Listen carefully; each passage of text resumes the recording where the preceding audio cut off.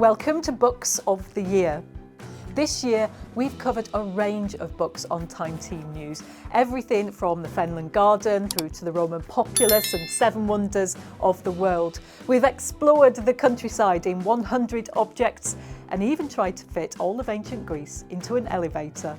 It's been a good excuse to catch up with some old friends and make some new ones. So if you're looking for a good read to hunker down with, here are a few ideas.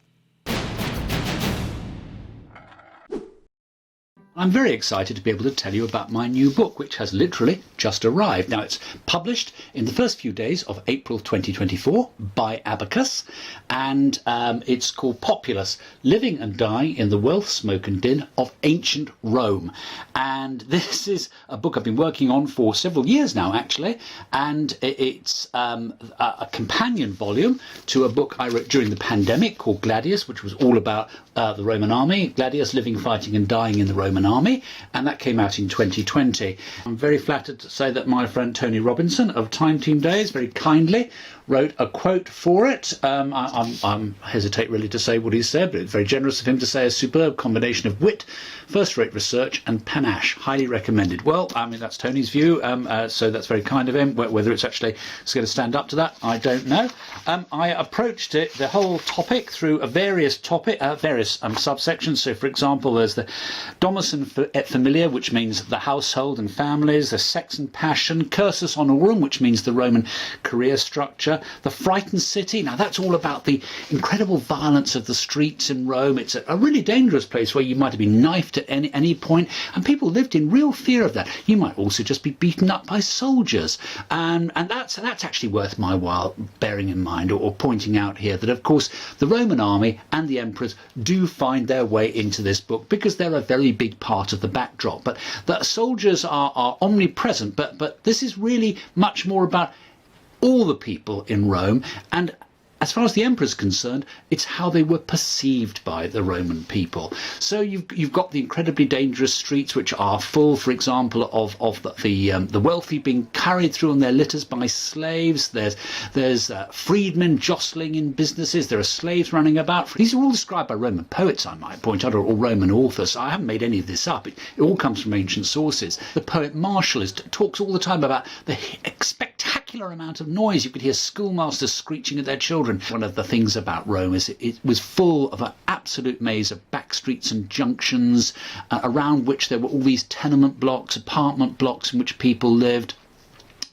And there are the guild headquarters. There's often backstreet baths run by freedmen just for sort of very local people. So there you go. I hope you found that interesting, and that I barely scraped the surface of what's in Populous, and Populous itself barely scrapes the surface of all the evidence that there is available on that period, which I know is of such enormous fascination to people all around the world. And if Tony recommends it, it must be good. So now it's time for Book of the Month, and we've got a very special one lined up for you this time.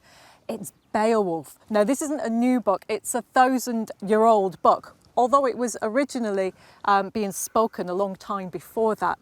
And given that we're at Sutton Hoo, we're sat on Mound 1 of what was perhaps King Redwill's final resting place, we thought it'd be quite appropriate to discuss Beowulf.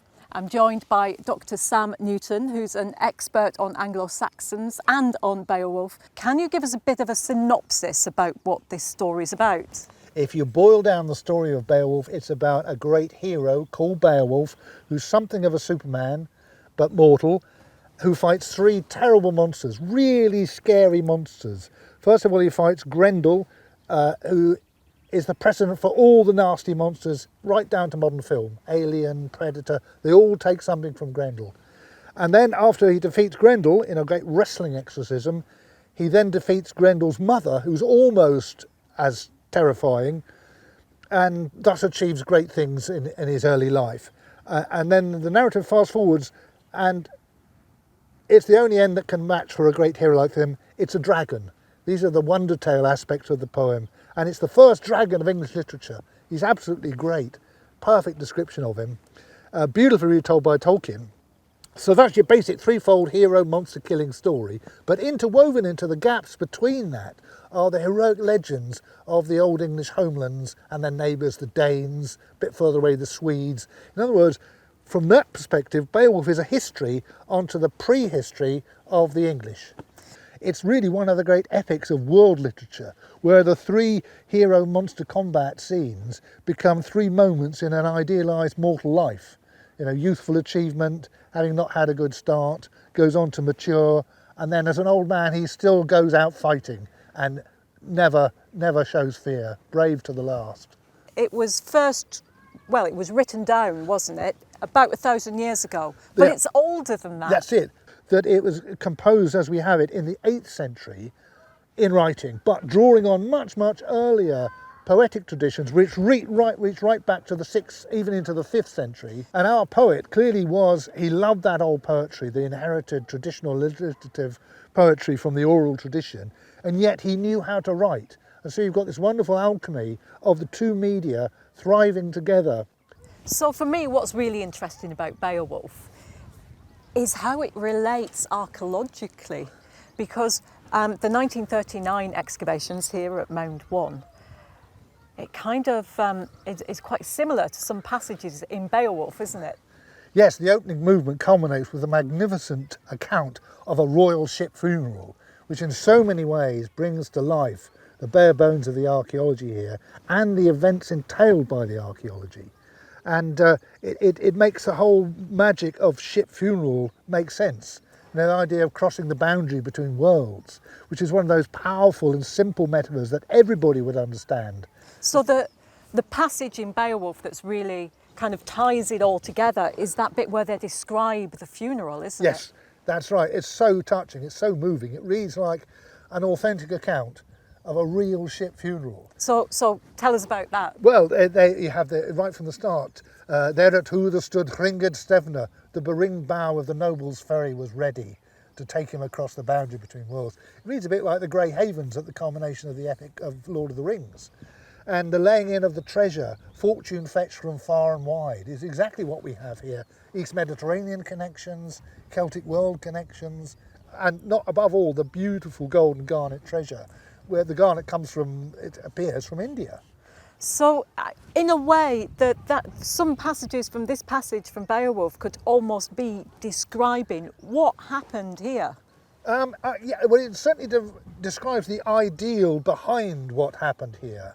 And as if what happened here and the poetry composed, the eulogy for Radwold and composed about this event, would have been available to the poet to retell his story and apply it to the legendary founder of the kings. As I say, a kind of mythic precedent. In a sentence, why should people read Beowulf? The first epic of English literature is the roots of national identity for all the English-speaking peoples.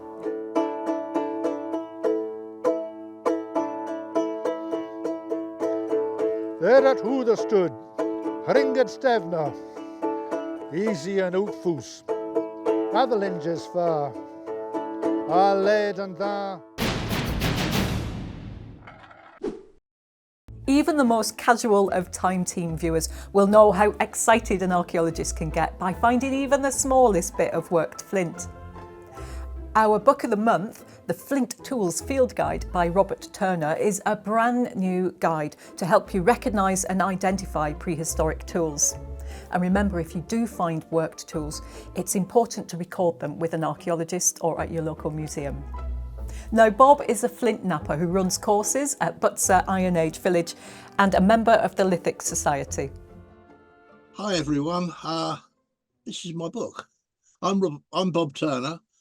This book is all about how you can find flint in the fields and how you can identify it and perhaps even date it.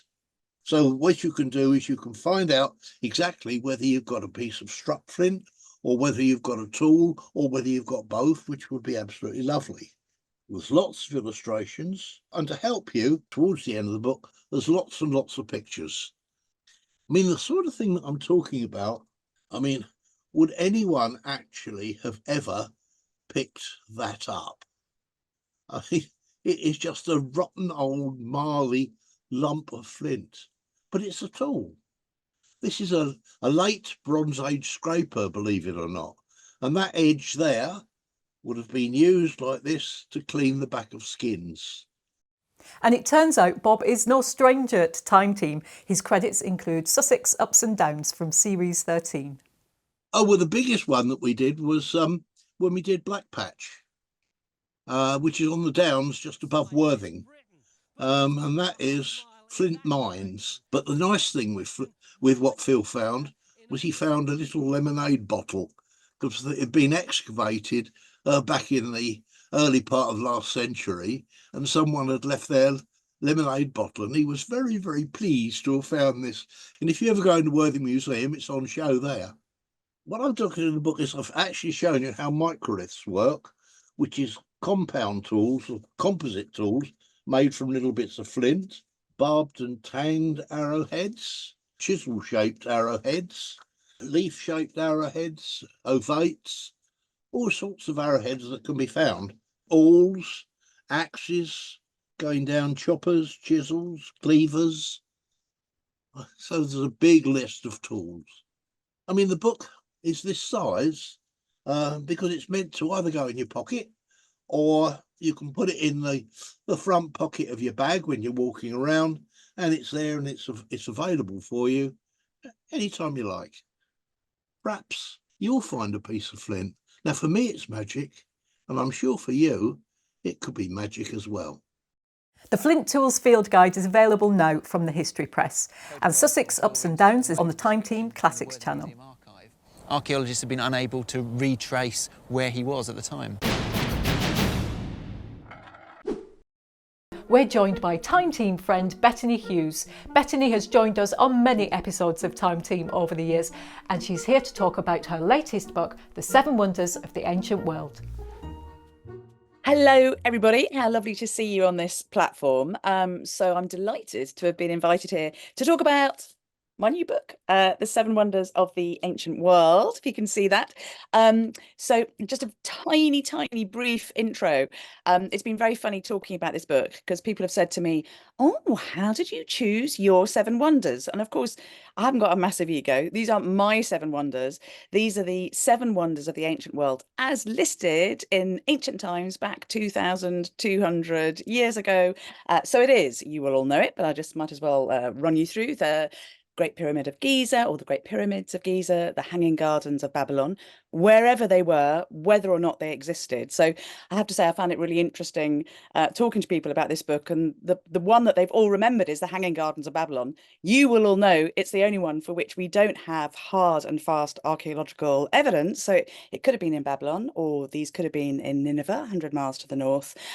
It's the statue of Zeus at Olympia, the Great Temple of Artemis at Ephesus, the Mausoleum of Halicarnassus, the Colossus of Rhodes, and of course the Great Lighthouse of Alexandria. And why I think you might love this is that I've basically written the book as a journey between all seven, because we know that's what the ancients did. A lot of these lists existed basically to say these are the things that you need to see before you die. So we know that ancient pilgrims and tourists would go and travel between them all and boast about the fact that they'd seen them.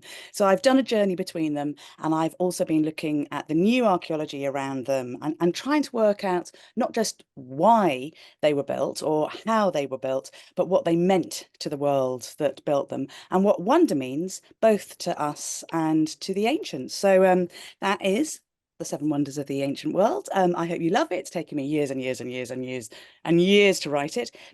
Hopefully it won't take you years to read it. So have a look, and I'm going all around the country and indeed around the world talking about it. So thank you so much for letting me in to just sort of share a little bit of my excitement about it with you. See you soon. The book has had the thumbs up from Lucy Worsley and Stephen Fry, no less. The Seven Wonders of the Ancient World is published by W&N Press and is available in bookshops now. This month's Book of the Month is X Marks the Spot, an adventurous history of archaeology by Michael Scott. The book, which has been enjoying rave reviews, captures the thrill and excitement of some of the most groundbreaking archaeological discoveries in history. It's accessible and engaging, but academically underpinned too. Michael is Professor of Classics and Ancient History at the University of Warwick, and we're pleased to have him with us here today. Hi, Michael. Thanks for joining us. Oh, it's a pleasure. Thank you so much, Dani, for having me. So tell us about your book. What was it that inspired you to write it? Well, X marks the spot for those who are Indiana Jones fans, and I suspect there might be quite a few who follow Time Team might well recognize the quote X marks the spot from Indiana Jones and the Last Crusade, when he is, for once, teaching archaeology in his university position, and he's there talking to his students, and he says fundamentally that X never, ever marks the spot in archaeology. And I grew up with Indiana Jones. He was a massive inspiration for me. And I think if people think of archaeology, they either think of Indiana Jones or they think, well, they probably think of Time Team, don't they? I mean, kind of it's one or the other, kind of at either end of the spectrum. And this book is about kind of where's the reality? Where's the real story of archaeology? And particularly not just of what archaeology is, but actually how archaeology has developed as a discipline really over the last sort of 200 years since the beginning of the 19th century, when people really started to talk about archaeology as a thing. And so X Marks the Spot is a kind of life story, if you like, of the development of archaeology.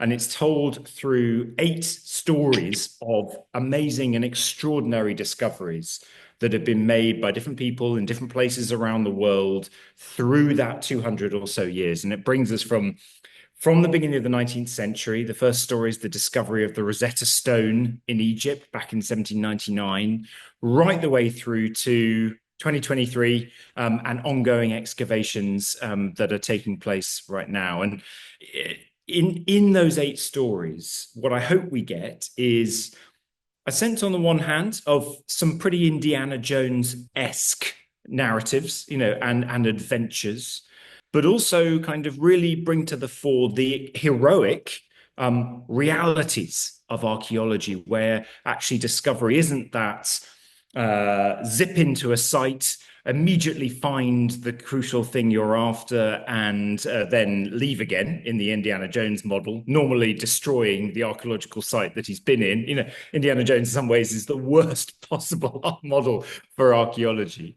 And actually positing and thinking about what heroic archaeology looks like when it's that patient, careful, thoughtful investigation and continual effort over huge periods of time to be able to uncover the extraordinary reality that the remains in the ground are seeking, to tell us. And by the time we get to the end, I hope that not only do we have a sense of kind of what archaeology is, we also have a better sense of who archaeologists are, who the discoverers are. And if there's one other factor that I hope the book brings to the table, it's that what we discover about the past is, in fact, always a conscious choice. We need to be much more aware of that what we choose to look for in our past is always a conscious choice, normally informed by the needs and interests of our present. Brilliant. Thanks for joining us, Michael. Thank you so much for having me. It's been great to have a chat with you.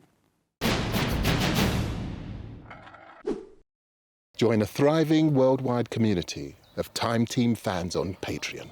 Our new target is to reach 15,000 worldwide supporters on Patreon by the end of 2025. This will enable us to continue expanding the Time Team world with more digs and greater access than ever before. Now for our book of the month, How to Fit All of Ancient Greece into an Elevator by Dr. Theo Papakostas. Here's the premise. 2 strangers meet trapped in an elevator. One's an archaeologist, the other isn't. And the simple question, what do you do, becomes the springboard that leads to a dialogue that weaves a fascinating tale. Well, we were intrigued to find out more, so we caught up with the author himself. Here's Dr. Theo Papakostas with his elevator pitch. Hi, I'm Theo Papakostas, or Theo Papakostas, and this is my book, How to Fit All of Ancient Greece in an Elevator, published in August 2024 by William Collins. My book aims to be an easy, fun and informative way of introducing everybody to ancient Greece. It traverses the entirety of the ancient Greek world, starting off from the prehistoric era, the Stone Age, the great cultures of the Bronze Age, the Cycladic culture, the Minoans, the Mycenaeans, and then it moves on to the historical period, covering the entirety of ancient Greek history up until the Roman conquest and beyond that, where the two cultures, Greek and Roman, merged into what we know as the Greco-Roman world. The titles of each chapter are inspired by songs, because I wanted to give an up-to-date pop reference way to show everybody that ancient Greece is very easy to understand. Though it seems vast and massive, it's not that difficult. And there are chapters like Getting No Satisfaction, or Like a Rolling Stone, or for the Greco-Persian Wars, I chose Another One Bites the Dust. And for Alexander the Great, of course, Wrecking Ball, because he came in like a wrecking ball. The idea of this book began when I started my public archaeology project in Greece called Archaeostoryteller, which tries to convey archaeological information to the wider public through social media mostly. Then podcasts came after that. But I realized that you just can't fit all of ancient Greece in an Instagram post. So I tried to squeeze it in an elevator. Whether it fits or not, it's up to you to decide. No spoilers, you'll get to decide. And in between every chapter, there are FAQ questions, which are original. I asked the general public on social media what their questions and queries were about ancient Greece and archaeology in general. And the 10 most popular questions are answered in this book. For example, what is archaeology? Who is the first archaeologist, if ever there was any? How are archaeological finds dated? Was there a dark side in antiquity? Was there a Darth Vader telling, for example, Alexander the Great, Alexander, I am your father? That would be Philip II, but anyway.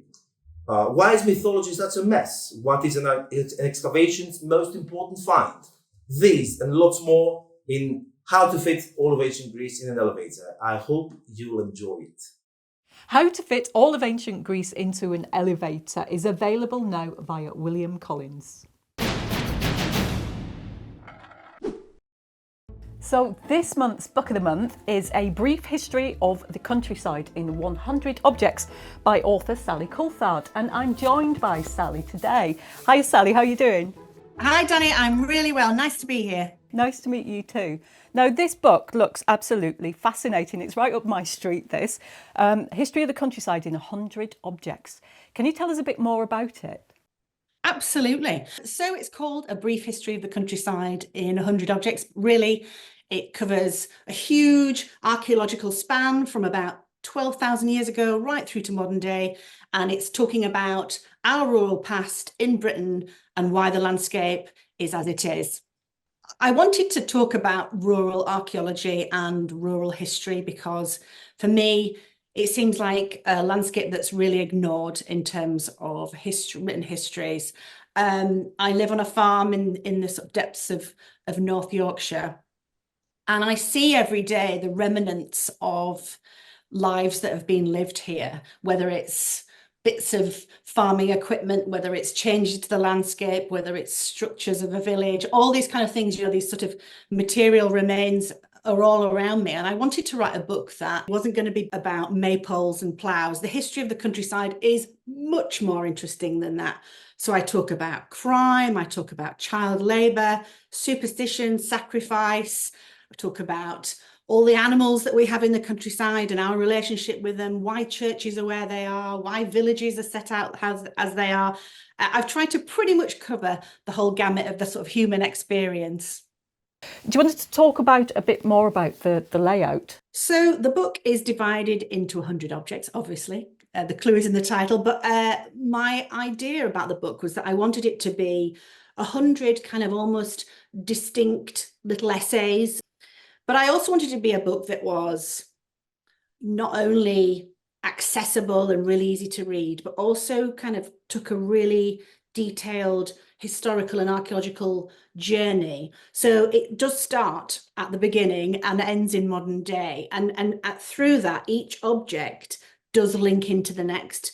because I found that almost like, you know, like a really good kitchen sink drama, I wanted people to kind of finish one object and then go, "Ooh, what's next?"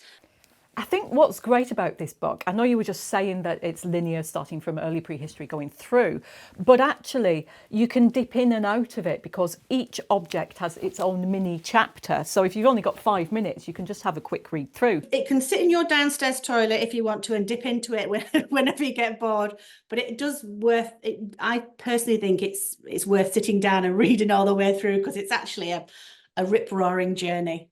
Sally, it's amazing the amount of objects in here and the breadth of research that you must have done as well. It's truly a wonderful book. Thank you so much for letting me talk about the book. And I really hope that people find it as interesting to read as I found it to write. And honestly, who knew that the history of the countryside would be so full of drama and excitement?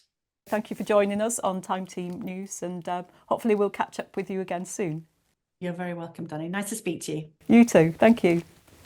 And A Brief History of the Countryside in 100 Objects by Sally Coulthard is available now, and the publishers are Harper North.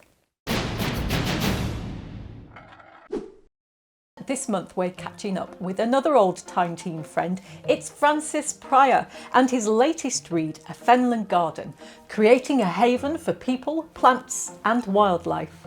Francis is famed for his archaeology of the Fens, a flat, marshy area in eastern England, and Francis discovered the Bronze Age wetland site Flag Fen, but this book brings him a little closer to home. According to Sir Tony Robinson, Francis is a fine writer and visionary, with an intelligence as sharp as an archaeologist's trowel. Time spent in his company, in person or in print, is well spent. And Francis is here now.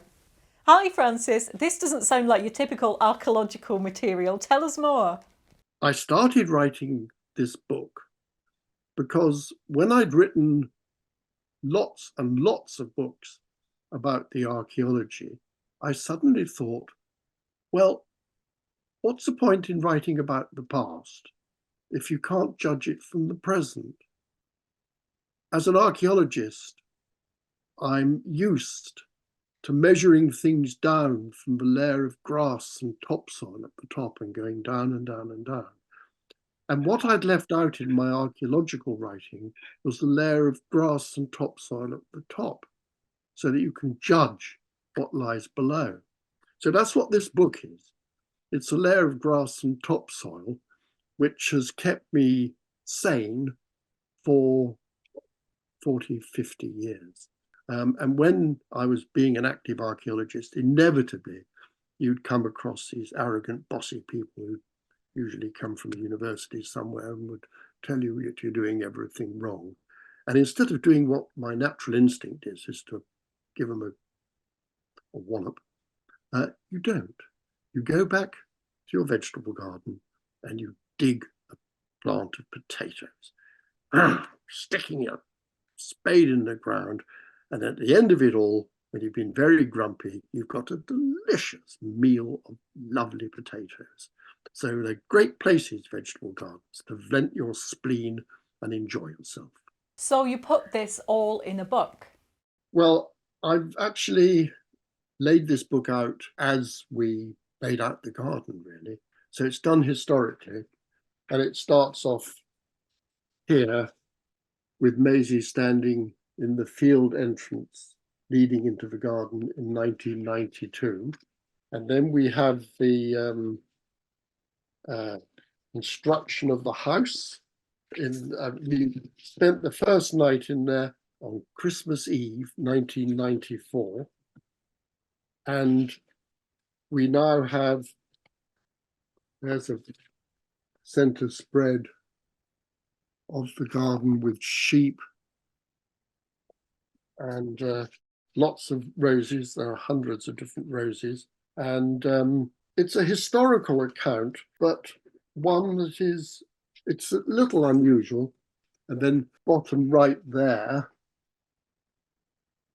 is the nut walk, which is 2 rows of hazel bushes, which produce fabulous quantities of hazelnuts. Only 4 years ago, the grey squirrels found our garden, and now we don't get a single nut. This sounds so much more than a gardening book. It's a personal journey. Oh, yes, it is. Yeah, this is a personal journey. And it's, you know, it's given Maisie and me a much closer relationship, I'm sure of it. And I think that's important about gardening. You know, it sorts all sorts of problems out. And it's such fun too. I mean, after a hard day's garden, crack open a bottle of cheap bubbly. Oh, can't beat it. And the paperback version of A Fenland Garden is available now, published by Apollo, and it's well worth a read. This month we've got a fantastic title lined up for you. It's Doggerland, The Lost World Under the North Sea by Luc Amkreutz and Sacha van der Vaart for Schoof. Doggerland was the worthy winner of the Current Archaeology's 2024 Book of the Year. It faced off some stiff competition, so we thought we'd better take a closer look. Doggerland is an extraordinary story of an ancient world in the North Sea, submerged under shallow waters between the coastlines of Britain, the Netherlands and Denmark. Doggerland was a vast area of dry, fertile land crossed by major rivers, inhabited by huge animals and early humans. It's a story of almost 1 million years of human occupation, a rich tapestry of early hominid footprints, Neanderthals hunting woolly mammoths and rhinos, of the first modern humans in Europe making complex tools and art, of hunter-gatherers adapting to climate change and rising sea levels, and the mother of all tsunamis that put that world beneath the waves. We caught up with Professor Luc Amkreutz from the National Museum of Antiquities in the Netherlands and asked what we might expect to find in the book. Okay, so this is the book. This is the English version of the Doggerland book, and what's in it is actually the most complete introduction for a bigger public audience by scientists of what we have discovered over the past year. So it tells you a bit about, in different parts, about the history of Doggerland, the earliest inhabitants, so really the pioneers that lived there, which actually were on the coast of Haysbro, where we have the oldest footprints in Europe. And then we enter the land of the Neanderthals, and the thousands of years they inhabited this area. You know, if you want to learn more about this landscape, which is in front of our coast, which is just a shallow sea, but was in the sea for most of the past 1 million years, it's a good introduction, and it's also free to read online, so everybody should have access. And what was it that drew you to studying this lost world under the North Sea?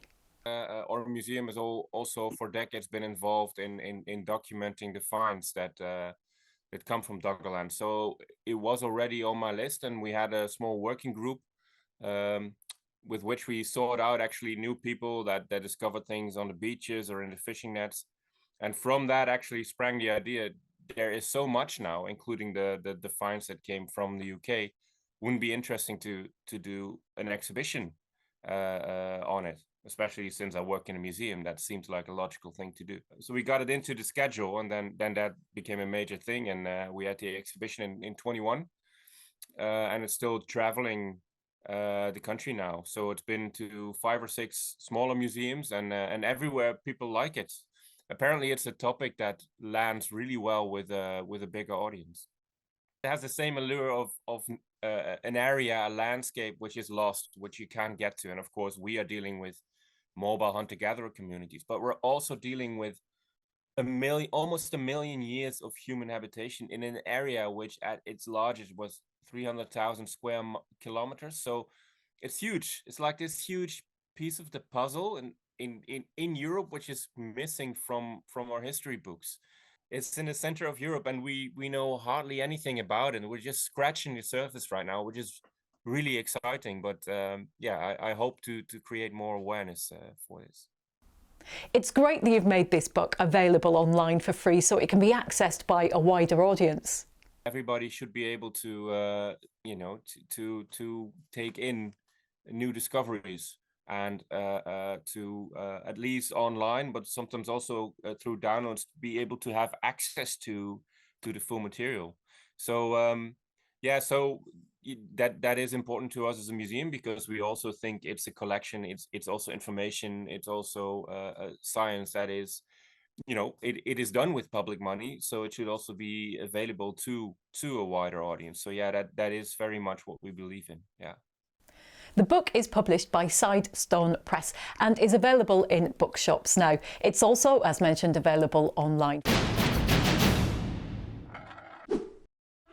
You may remember from one of our earlier episodes that John Gator travelled to the Orkney Islands off the north coast of Scotland to visit the Ness of Brodgar, an incredible Neolithic site that he helped to discover over 20 years ago. This summer, John has returned for the final year of excavation there. And that brings us very neatly to our book of the month. Ness of Brodgar, Past, Present and Future, a commemorative companion volume to the 2024 season by Professor Mark Edmonds. And we caught up with Mark on site to find out more. So here we are, sheltering behind a spoil heap in the evening on the penultimate day of the last season of work at the Ness of Brodgar. So that's 20 years of work, culminating in the last day of digging tomorrow. Over the course of the last 20 years, we've tried to create a range of publications monitoring the progress of our work, throwing up new results, trying to get the story of the Ness across to people in lots of different ways. The latest of which is this one, the Ness of Brodgar, Past, Present and Future. The book's been produced to coincide with an exhibition which is currently on at the Orkney Museum in Kirkwall, just opposite the Cathedral, and that runs through until the end of September. It's called Past, Present and Future because it's about the Neolithic, the past of the site, and the history of what this place was and what it meant to people over the course of 1500 years or so. It's about the present because it's also about the project that we've undertaken, and it's about the future because although we're putting down our tools and stopping digging tomorrow, we have several years of post-excavation work to do, which gives us the chance to really draw out all the detail from our work and decide how we want to tell the story of this remarkable place. So this book is designed to give a flavour of the kind of things that we've found, but it's also prompting a series of questions, the things that we think are the big themes that need to be addressed as we work through all of our evidence and pull it together into some kind of narrative. The book contains lots of pictures including material that we've discovered over the years, remarkable artifacts like some of the mace heads, many made on local stone, others made on stone that's been imported from other regions. We've also got in the exhibition and in the book examples of the kinds of carvings that we find on some of the structures, including the so-called Brodgar butterfly, which is found on many structures and on small pieces of stone across the site. There's also a lot of information on the character of the walls that define some of the remarkable pieces of architecture that were constructed here over a period of 1500 years or so. And information on the history of the site, the different phases over which different buildings were constructed, reworked, embellished and demolished through time. So a range of different things that have been recovered during the course of our 20 years, and a series of reflections on the kind of things that have really struck our imaginations during the course of the fieldwork. So this book contains quite a few objects that individuals have discovered. So it's a kind of way of bringing all those objects together in a way that hopefully catches the imaginations of the reader, but also stands as a nice record of the things that have mattered to us while we've been working here. Ness of Brodgar, Past, Present and Future is available now on the official Ness of Brodgar website. Thanks for joining us. We hope that we've added a few more volumes to your shelves. What was your favourite book of the year? And is there a title that you'd like to see us cover in the future? Let us know in the comments. Join us again in 2025 for more recommended reading.